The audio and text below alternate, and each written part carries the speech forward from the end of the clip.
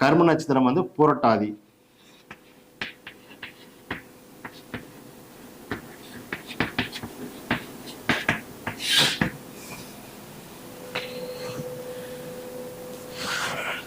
அதாவது எதனால வந்து தோஷம் அப்படின்னு பார்த்தீங்கன்னா, குருமார்களுக்கு ஏதாவது துரோகம் விளைவித்திருப்பது, குழந்தைகளை வந்து துன்புறுத்துவது, கல்வியில கல்வி ஆலயங்கள்ல ஏதாவது ஒரு பாதிப்பை ஏற்படுத்துனது, இந்த மாதிரி விஷயம், பண விஷயங்களை பிறரை வந்து ஏமாற்றுவது. ஸோ இதன் வழியில வந்து இது தோஷம் நம்ம வந்து எடுத்துக்கலாம். இதனால என்ன கெடுபலங்கள் அப்படின்னு நடக்கும் அப்படின்னு பார்த்தீங்கன்னா, பெரிய அளவுக்கு பண இழப்புகள் வந்து ஏற்படலாம். பண இழப்பு ஏற்படலாம்.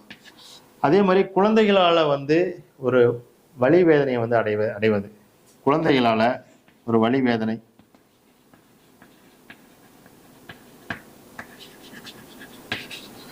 குழந்தைகளால ஒரு நிம்மதி இல்லாம ஒரு சூழல் வந்து நிலவுவது. அதே மாதிரி ஏதாவது பணம் சார்ந்த விஷயங்கள்ல ஒரு வழக்குல போய் சிக்கி தவிப்பது, வழக்கு சார்ந்த விஷயங்கள்ல வந்து மாட்டிக்கொள்வது. குறிப்பா வந்து வேலையாட்கள் சப்போர்ட் வந்து இல்லாம இருப்பது,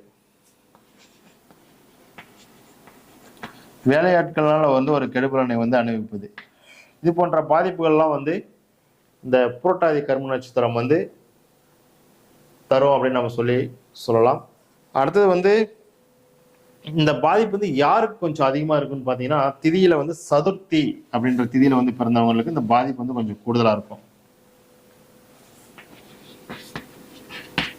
சதுர்த்தி இதுல பிறந்தவங்களுக்கு வந்து பாதிப்பு வந்து கொஞ்சம் கூடுதலாக இருக்கும் அப்படின்னு பார்க்கலாம். நாமயோகத்தின் அடிப்படையில வந்து சௌபாக்கியம், வியாகாதம், சாத்தியம். நாமயோகத்தின் அடிப்படையில் பார்த்தீங்கன்னா சௌபாக்கியம், வியாகாதம், சாத்தியம். இந்த நாமயோகத்தில் பிறந்த அன்பர்களுக்கு வந்து பாதிப்பு வந்து கொஞ்சம் கூடுதலாகவே இருக்கும் அப்படின்னு நம்ம எடுத்துக்கலாம். அதே மாதிரி இந்த கும்ப வீடு முடக்கா வருபவர்களுக்கும் இந்த பாதிப்பு வந்து கூடுதலாக வந்து இருக்கும்.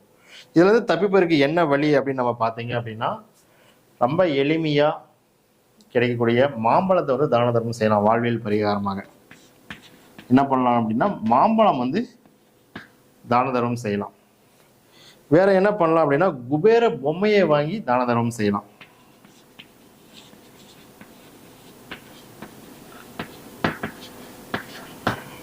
குபேர பொம்மையை வாங்கி பிறருக்கு வந்து தான தர்மம் வந்து கொடுக்கலாம்.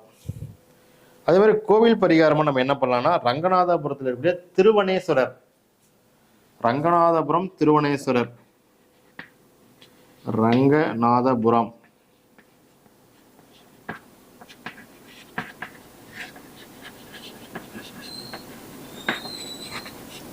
இந்த ரங்கநாதபுரத்தில் இருக்கிற திருவனேஸ்வரரை சென்று வழிபாடு செய்யலாம்.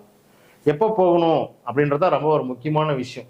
இதனுடைய தோஷங்கள்லாம் வந்து நிவர்த்தி அடைகிறதுக்கு எப்போ போகணுன்றது தான் ரொம்ப ஒரு முக்கியமான விஷயம். எப்போ போகலாம் அப்படின்னு பார்த்தீங்க அப்படின்னா, ஒரு வியாழக்கிழமையில போகலாம். அப்படி இல்லை அப்படின்னு பார்த்தீங்கன்னா, ஒரு சூளம், வரியான், வைத்திருதி இந்த நாமயோகங்கள் நடைமுறையில் இருக்கும் பொழுது போகலாம். அல்லது சதுஸ்பாதம் கரணம் வந்து பயன்பாட்டில் இருக்கும் பொழுது போகலாம். இப்படி போயிட்டு வந்தீங்கன்னா உங்களுடைய தோஷங்கள் வந்து படிப்படியாக விலகி உங்களுடைய வாழ்க்கையில மிகப்பெரிய ஒரு முன்னேற்றம், வளர்ச்சியும் ஏற்படுத்தி கொடுக்கும். ஓகேங்களா? இதன் அடிப்படையில் நம்ம செஞ்சோம்னா ரொம்ப ஒரு அற்புதமான ரிசல்ட்டை வந்து எதிர்பார்க்க முடியும். நம்ம நிகழ்ச்சியினுடைய இறுதி தருவாய்க்கு நம்ம வந்து வந்துட்டோம். ஓகேங்களா? இது வரைக்கும் மேசத்துல இருந்து கும்பம் வரைக்கும் இந்த 11 ராசிகள் இருக்கக்கூடிய கர்ம நட்சத்திரங்களுடைய டீட்டெயில்ஸ் நம்ம வந்து விரிவாக வந்து பார்த்துருக்குறோம். அதே போல வாழ்வியல் பரிகாரங்கள் என்ன, கோவில் பரிகாரம் என்ன அப்படின்ற விஷயங்களை நம்ம பார்த்து அதில் தப்பிப்பதற்கு உண்டான விஷயங்களையும் நம்ம வந்து பார்த்துட்டோம். ஓகேங்களா? அடுத்த கடைசியா மீன ராசியினுடைய கர்ம நட்சத்திரம் எதுன்னு பார்க்கலாம். மீனம் ராசி யார் யாரு